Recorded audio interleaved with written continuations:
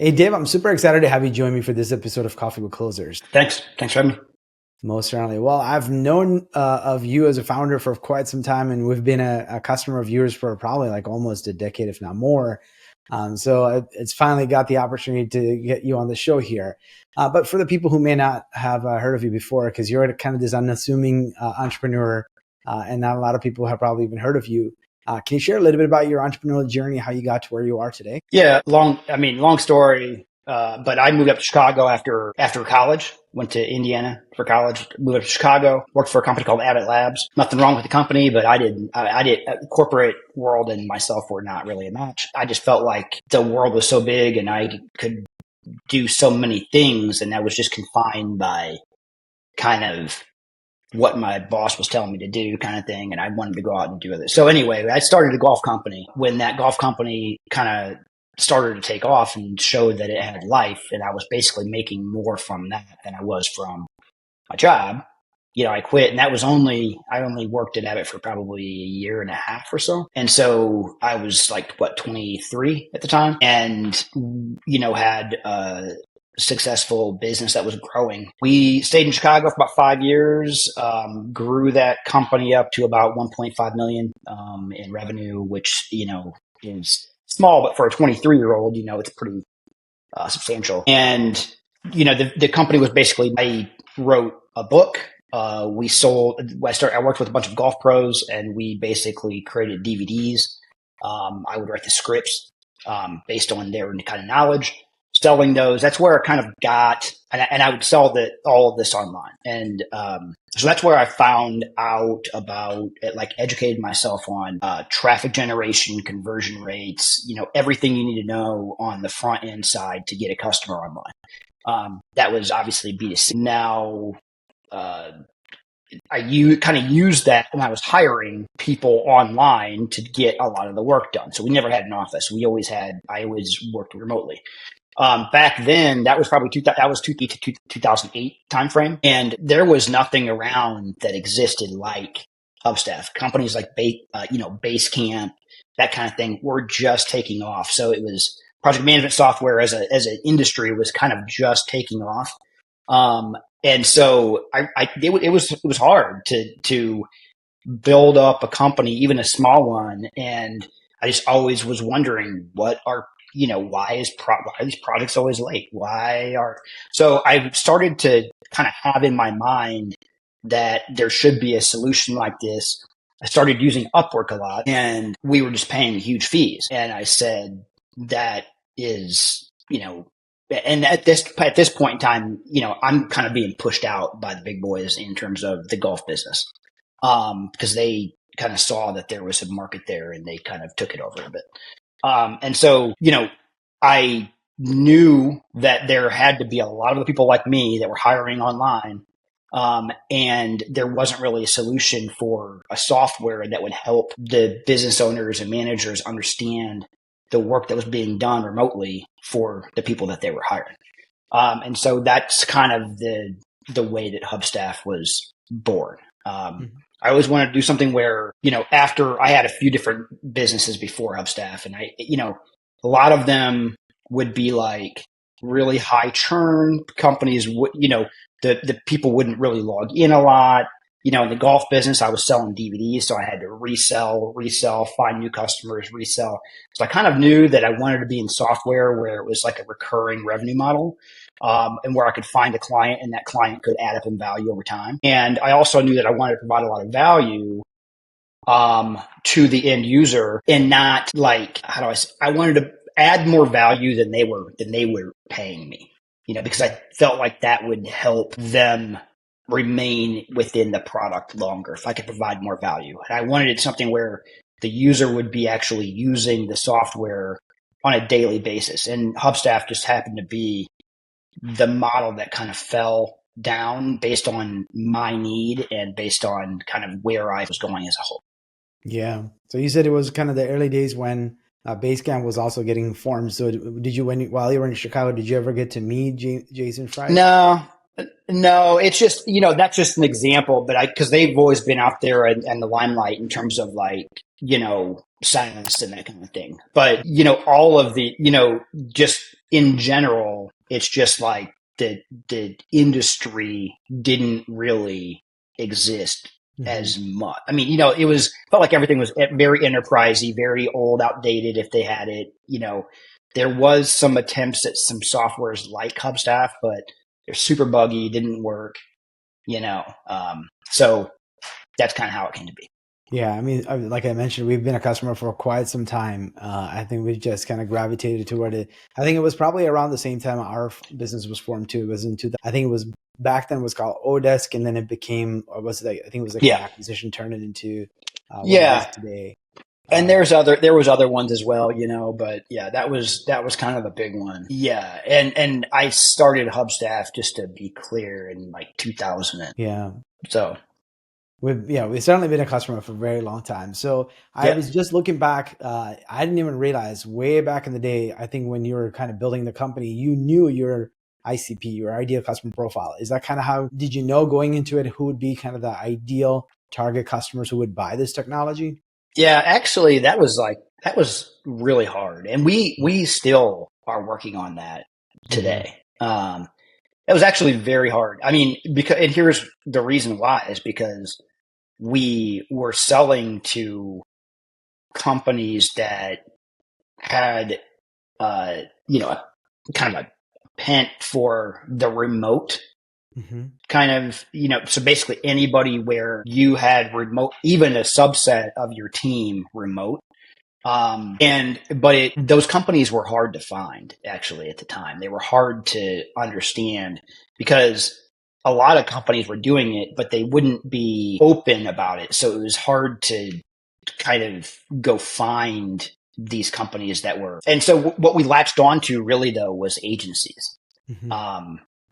That was kind of our first real ICP, because that, no matter if you were an in-office agency or if you were a remote agency, that was kind of you were able to hire remotely easier, I guess, and more likely to have some remote staff.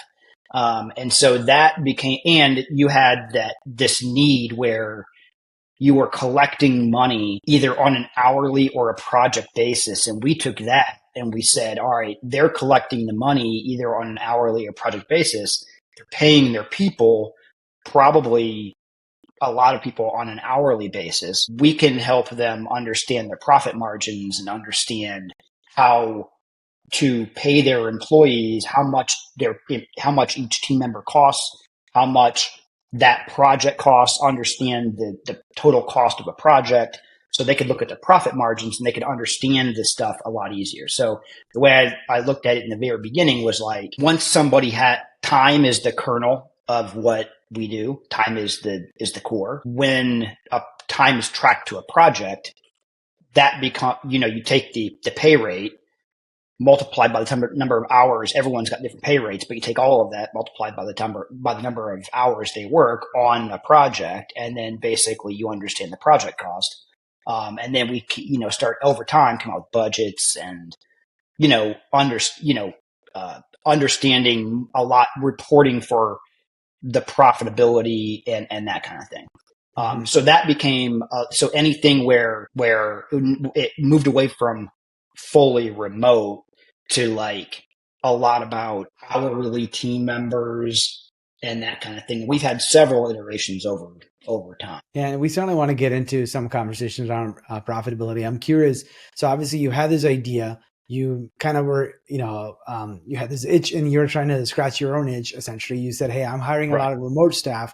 I'm using these third-party platforms. They eat up a lot of my payouts, and the employee feels like they're getting cheated because they're paying a percentage to this platform plus to whatever payment gateway like PayPal and all of those things. And you said, well, I'm going to go build this.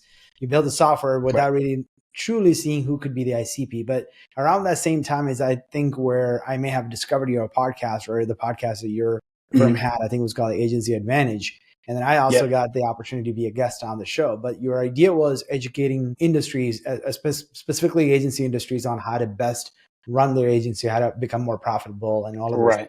So was that going into it, that was an idea for building an audience and a customer base? What was the thought process behind doing Certainly, that? definitely, yeah, that was definitely part of it. Mhm. There was a time where a large, customer base wouldn't even know that this software like this was possible or existed. Mhm. So Mhm. we had to find a way to introduce our company and our brand and what we did to customer base, potential customer base, and educate them in a different kind of way, right? And so Mhm. that was what we came up with. Yeah. Yeah. And how did you, I mean, obviously you've kind of still evolving as a company, as the company grows, you have to kind of diversify your customer base and you can't put all your eggs into one basket. So how did you kind of first find your, handful of customers that were paying customers? That was that was interesting. So we built as we kind of talked about. My background was like in SEO and online advertising and driving traffic. So I put up a landing page, and we said it's all free. Just Mhm. come on in, try it, see if you like it.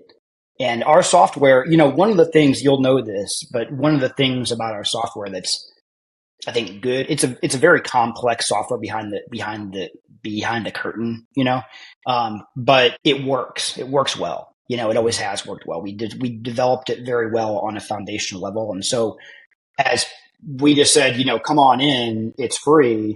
Um, it was just sign up coming through, coming in, and so at that point we knew we were onto something.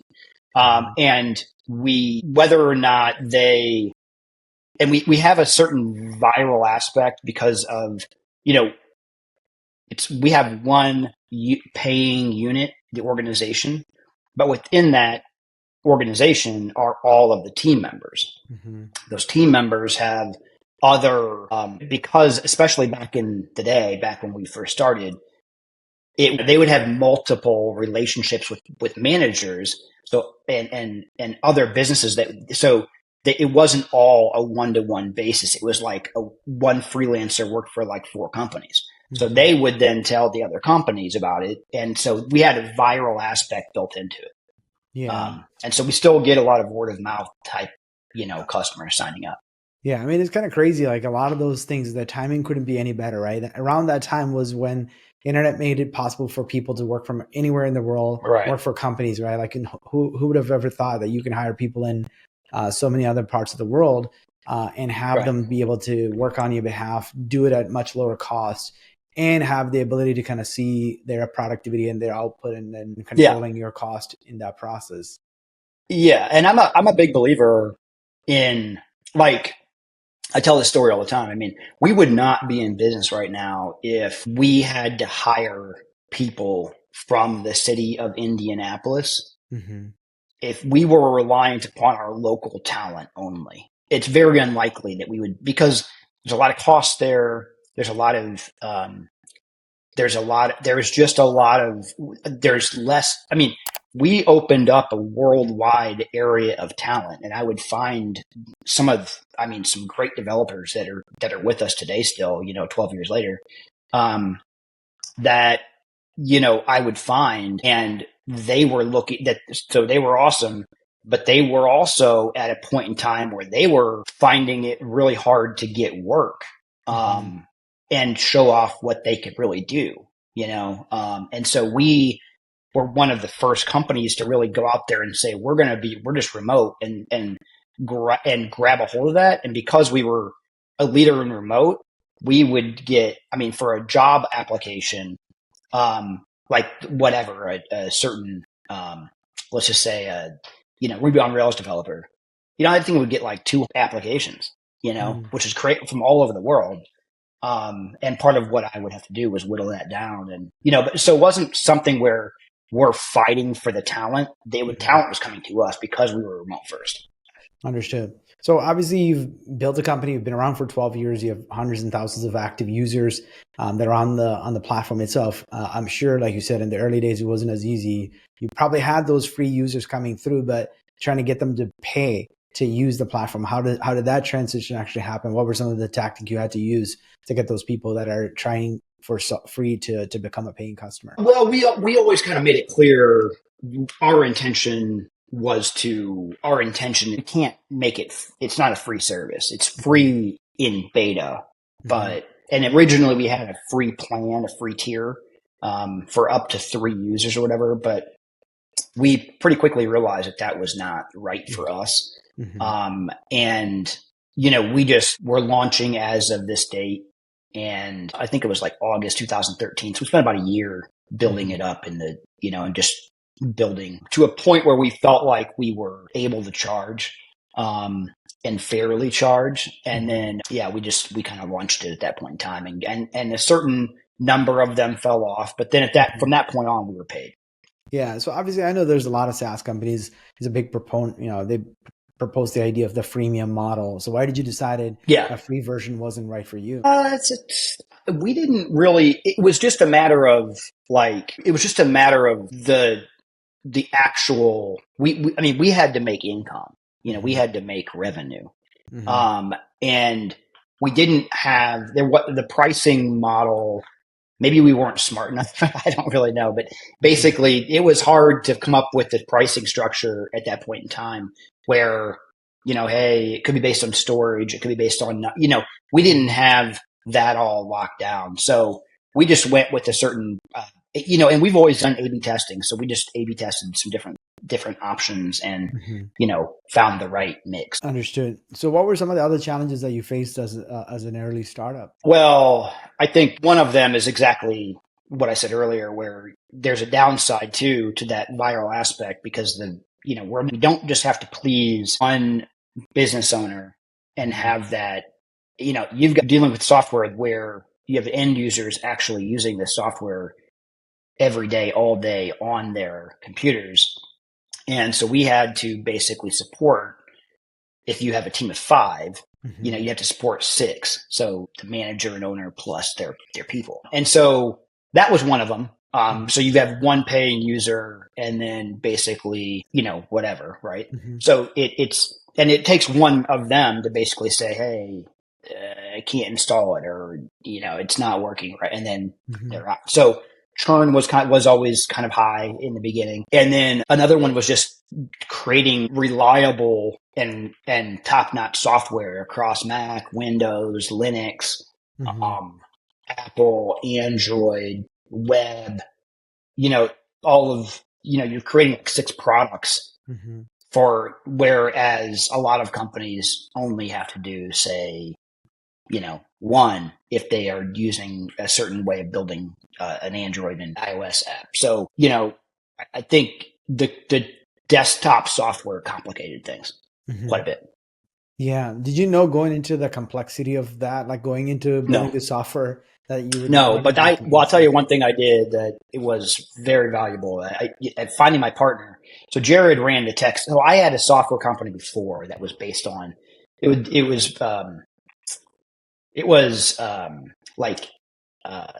for like online marketing and things like that. So basically I just learned through that experience that there's no way that I'm going to start this software company and run it by myself. And I just couldn't do it. So I found Jared on LinkedIn. I knew I wanted somebody local in Indianapolis for that role, so I could be with them, on a one-on-one, and we could see each other. Back then we had Skype, but that's about it. And so it wasn't like it wasn't the same. Lots have evolved in that area of the technology as well. But yeah, I said, I know I need somebody in that spot to run the technology side, and I'll do like the marketing side and the sales side and the support side. So that's worked out really well, where I've got Jared in the tech side because he always did a great job on the tech side. And where I did a lot of the marketing and sales and stuff. And I just split it up 50. I said, I want you in, I want you to be in the company. I don't want you to feel like I want this to be equal. So it's 50-50 from the beginning. And that's worked out very well for us. But so having him as a tech co-founder enabled you to kind of cross those technical challenges in terms of figuring out how to make this platform run. It allowed us to actually have a product that worked, number one, and then it allowed us to actually have somebody focused on the sales side and the marketing side and the customer side full time. Because otherwise that side would have died. And it was a nice mix. Yeah, I mean that's like a really good strategy, especially if somebody was trying to start a business, understanding their core competencies and figuring out what lane they need to stay in. And a lot of times Right. it's the tech founder, like usually is the technology person that comes up with the product idea, but they have no marketing Right. background. And then the business never Right. takes off because they're just spending all their time coding and never really focus on the customer acquisition side. Right. Right. Yeah. Yeah. I see that all the time. Yep. So yeah. So what are some lessons obviously you learned in the process? Obviously the fact that, trying to solve for solving for a problem that already exists, right? Like something that you knew that was a problem that people were already experiencing. And then like you explained, finding an actual co-founder who can help you get the business to the next level. But what are other lessons you've learned in the process of building this? I mean, there's just been so many. I mean, I wrote a blog post a long time ago on kind of like what I would do over again, I guess you would say. The world is, you have a software company has the ability, one of the biggest things is a software company has the ability to find clients all over the world. Mm-hmm. And so don't localize. I would not localize. That was actually a requirement of mine where it was and I learned that in the golf business where I think like 40% of my sales were from UK, Australia, all over the world. And I learned that like, man, this is a global, Market. this thing's global. And to limit yourself based on a local solution doesn't make sense. So that's a very, very big one. And I think today, right now, I think about 55% of our customers are US based and and then, we've got customers all over the world. So that's a very large one. But again, I kind of knew that going into it. Yeah. Um, So yeah. those are some core lessons. Did you end up raising capital at all, or were you mostly customer funded and self funded? No capital. Jared and I both put I think like $26,000 in, something like that and then we didn't take any, then we just put everything that we made from revenue back into hiring. So we didn't have to fund it again. And, um, we've always been pretty good about spending money the way we spend money. Mm-hmm. And trying to get the most out of, so we never raised capital.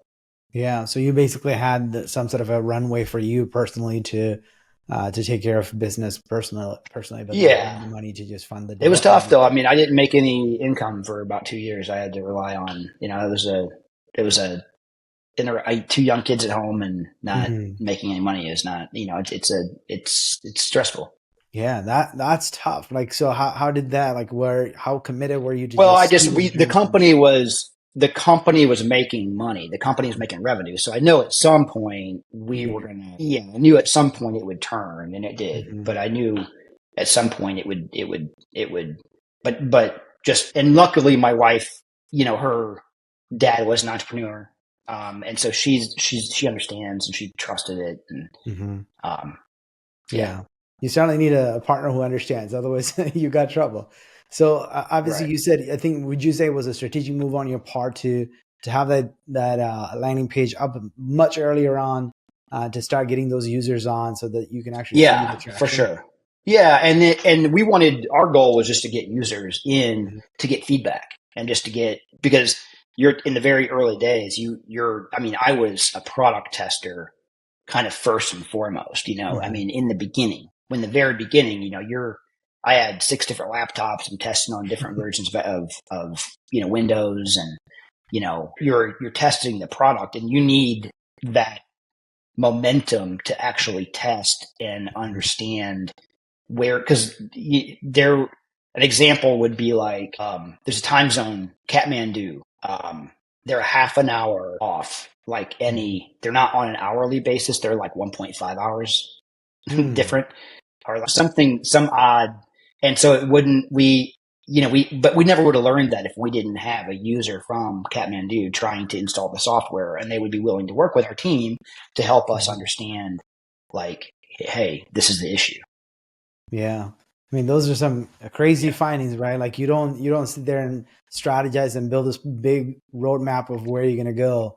You just learn some of those Right. things on the way. Right. And we've always been very user focused. And so listening to what the customers were telling us they needed. And that really has driven a ton of and over time you kind of figure out where you want to go and what the ultimate strategy is, but shoot, it's taken a long time to really figure that out. And I think now we've got a very solid plan in place of where we want to go and how we want to, approach, Yeah. I mean, the obviously a market. product like Hubstaff is super feature rich. It's just got too many functionality. Like you said, it's very robust in terms of management side and as well as on the user end side as Right. well.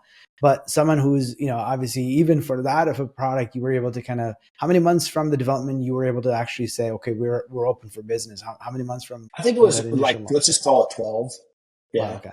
So So I about think 12. if I remember right, I think it was August 2013, and we started really building, I think, like December 2012. So about a Mhm. year, let's just call it, maybe 9 months.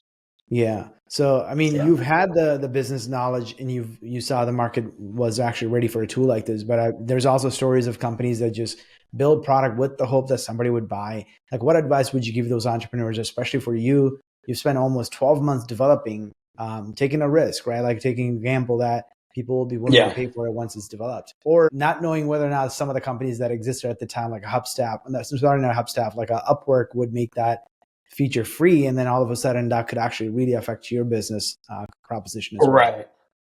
Yeah. Well, at the end of the day, we were just very confident, I think, in because those users were coming in, Mm-hmm.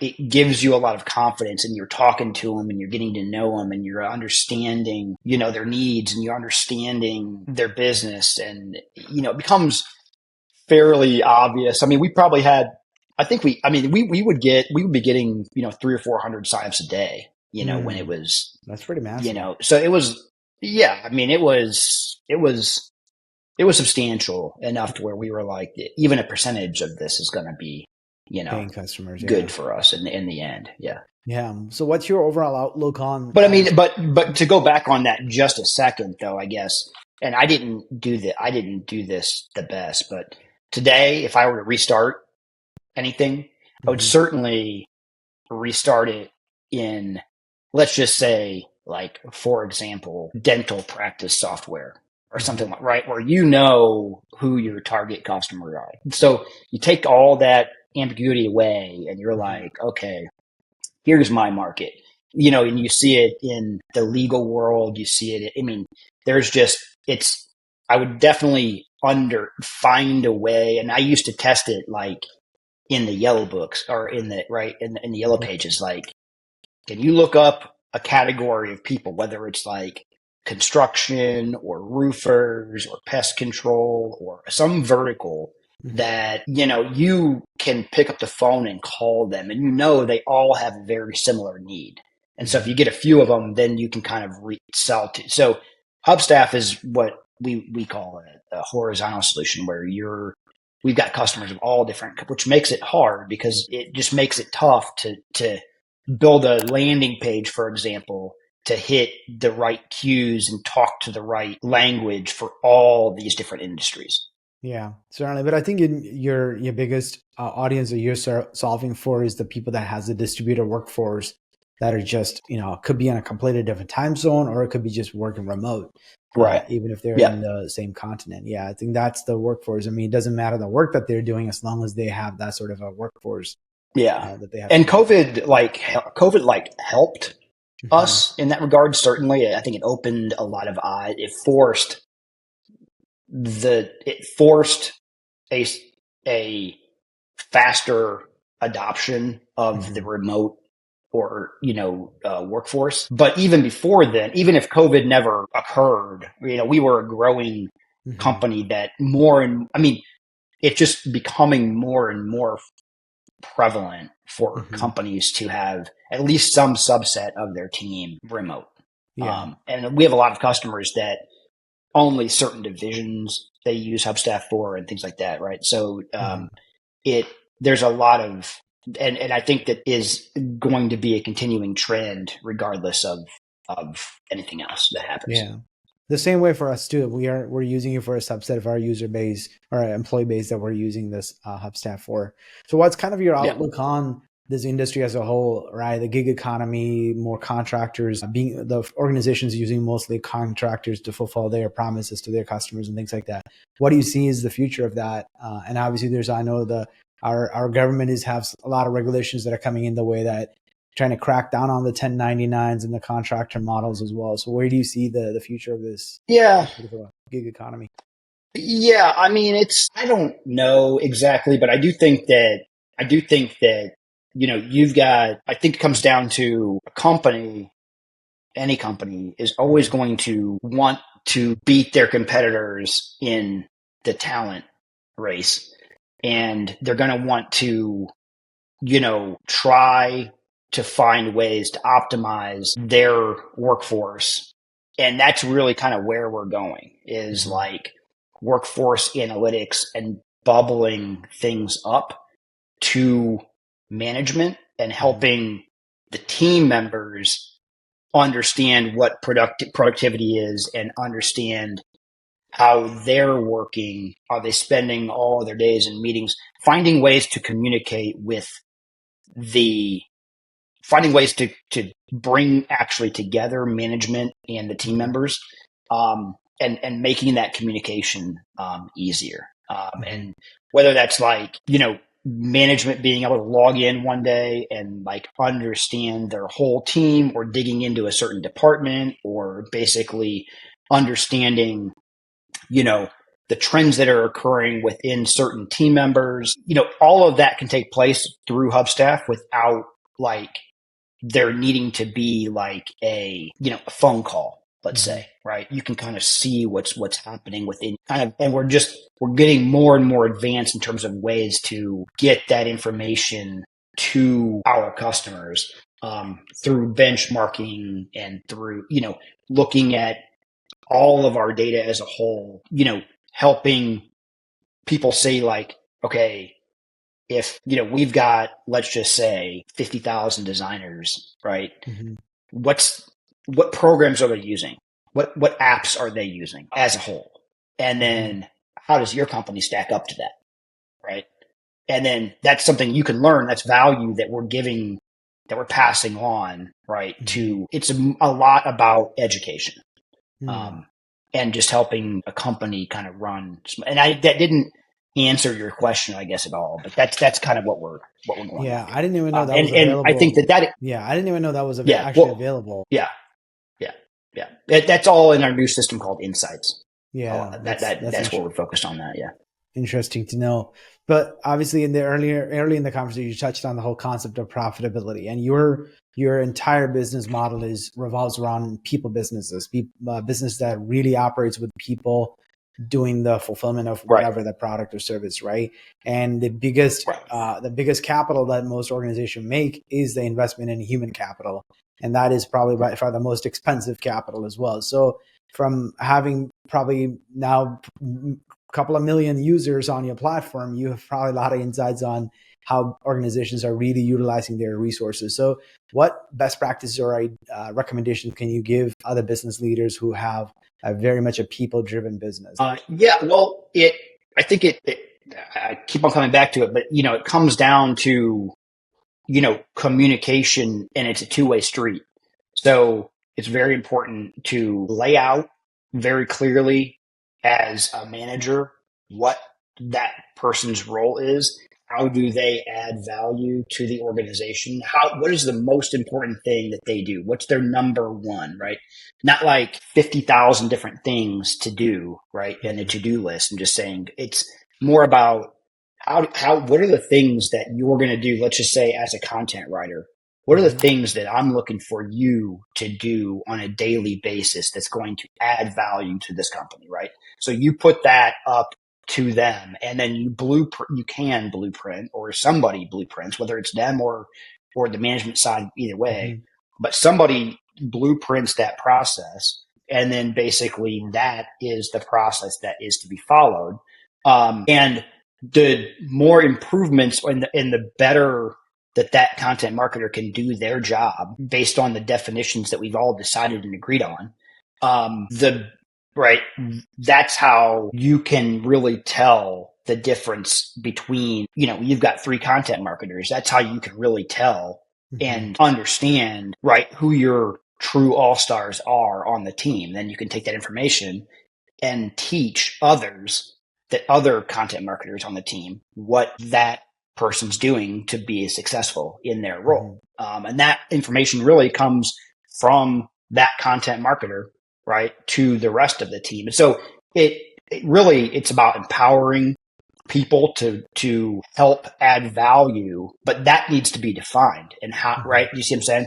You can't just Yeah. be a black box where it's just, and then there's no communication from that person to management, because that person could be, if you don't define that role and make that very clear to the person, they could be on a totally different track. And that happens all the time in remote. It's very important to understand, because they could think that their goal is to understand the brand and to really highlight, you know, 2 things about the brand and spend all their time researching, when you think their job is to go out and put out, let's say, 2 blog posts per month, per week or whatever, right? So those are 2 different things, and management's not getting what they, so the definition of what success looks like, I think, is very important. And then helping that person, putting that person into a role where, or into setting them up for success. If that is the goal, you better leave them alone, right? And you better understand that is the goal. And so that person being in meetings half the time, or responding back to emails half the time, half of their, you're probably going to get 1 blog post out, Mm-hmm. right? So it's about really letting them roll with what, you define as, you know, success in the company. Yeah, I mean, I think it's defining and also measuring. It seems like, that's where actually the power of Hubstaff, right? Because I think it goes back to Right. the quote that Peter Drucker is famously have said. Apparently, what you don't measure, you can't optimize. So if you can set all Right. the expectations, but if you don't really measure, and people only do what you inspect, what not you expect as well. So you kind of Right. need to Yeah. measure and also set the expectations of what good looks like. Yeah. Yeah. And on the measuring side, it's like we have different systems for doing that, but really, where we're going is like software development, integrating it with GitHub to, understand real, cause that's really where a developer, like if you're pushing out releases, that's where the the rubber meets the road, right? Mm-hmm. For that role, for a content marketer that is in charge of blog posts, right? It's hitting publish on WordPress, so that's what it comes down to. And so those are really so it's integrating in with these different tools, and really where these people are doing their work to help understand what. And so when we take all the data from these different tools and help explain that to management in a very clear and concise way, I think that has a lot of value. Mm-hmm. That, again, but it comes down to, that's communication, but that's communication. That's the software making things easier for our customers, for their organizations. And that's really where we want to be. Makes sense. Well, I know we can probably talk for hours about how your software and how obviously what businesses can do different and better in terms of improving their productivity as well as the profitability, right? But coming back to kind of you and the founder story, can you share a little bit about what are some of the changes you had to make, especially as a businessman, as a family owner, as a family man, prioritizing the running of the business and then also having attention for your loved ones. What are some life changes you had to make Yeah. to really come through as a father? Man, it. I honestly, I've never been very good at that. Mm-hmm. Just to be frank, like I'm ADD. Everyone tells me I've got it right. ADD, like just, phone, like so it becomes very hard. Mm-hmm. But working remotely, I think the benefit is that I've always been around. I've always been around, and the challenge is to be around and truly be around, and Mm-hmm. not just, you know, act like you're around, right? Mm-hmm. And that is where a lot of my stress comes in. Because I've got, you know, a bunch of emails coming in or a bunch of Slack messages coming in or a bunch of texts or whatever coming in at dinner time. And it's like, you know, remotely you've got, and especially when you're remote across tons of different time zones, Mm-hmm. people are, you know, it's coming in all the time. So you really have to kind of be able to try at least to shut it down and just push it away for a bit. And that for me, that was always like, you know, I would always take off maybe about call it 4:30, or at least Mm-hmm. try to. Um, so that I could have when the kids get off the bus, right? And then I might get back on for a bit, but not super hard, you know, in the evening. But it allows you to basically, if something happens, something hits, it allows me to come down, get it, solve it, and then basically, you know, get back to them. But it's tough, and Mm-hmm. I can't sit here and say that I've mastered it in any way. Yeah. And I think the blessing of working remote is the fact that you could be home, and the time that you would otherwise use for commuting could actually be spent with Right. the kids. I That's definitely a I blessing. wrote a big blog post about that too. I mean, and I think, you know, if you look at what your employees want, what your people Mm-hmm. want, what your team members want, you know, they want you to understand, they want management to understand, hey, I'm spending money on gas. I used to spend, it would be an hour and a half each way because I lived downtown and commuted up to North Chicago, which is about, you know, an hour and a half in traffic Mm-hmm. each way. And so like that sucked. I mean, that sucked. And that's 3 hours or, you Mm-hmm. know, after you find parking in downtown Chicago, right? Yeah. I mean, that's a long time, out of your day. So you can spend that time effectively listening to podcasts like this, or you can, you know, you're doing whatever, right? You can do things during that time. But, you know, that's gas money. That's a big amount of budget. That's time that can't be spent on exercising or on family or other things. Mm-hmm. So I'm a big proponent for remote for those reasons as well. You know, everyone has, I think, productive times to work. I'm an early morning person. I've always been that way. A lot of people, Jared, my partner, is not.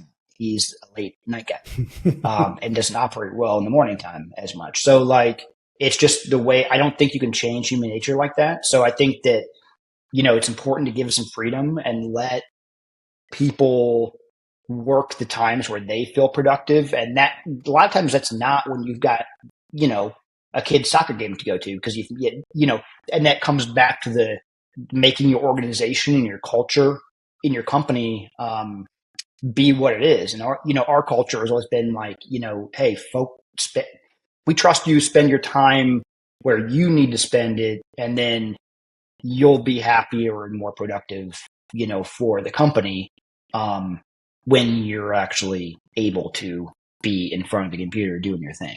All right. Yeah, I could relate to what you were talking about, the Chicago commute, and I spent probably about 5 7 years when we had our office in downtown. I was doing the very same thing, driving in, driving out, because to avoid the traffic, I would have to leave very early, and to avoid traffic, I would leave Right. late, which meant you were gone for Well, yeah. 14 hours.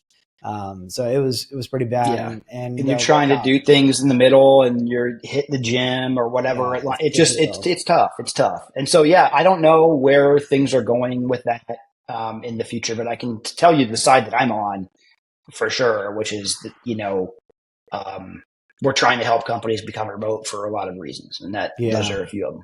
The only challenge is a lot of those downtown buildings are half empty because of that remote workforce. Yeah. That's a big Yeah. challenge. Well, kind of in a wrap up, Yeah. knowing what you know today, what advice would you give the younger self, younger Dave? I would spend. I mean, I think I've got arthritis in my hand now from typing, and I'm 44, right? I would spend time focusing. You know, it's a marathon. You know, Hmm. life is career is. You know, it's not a full out sprint, and you can't get back a lot of time that, you spend.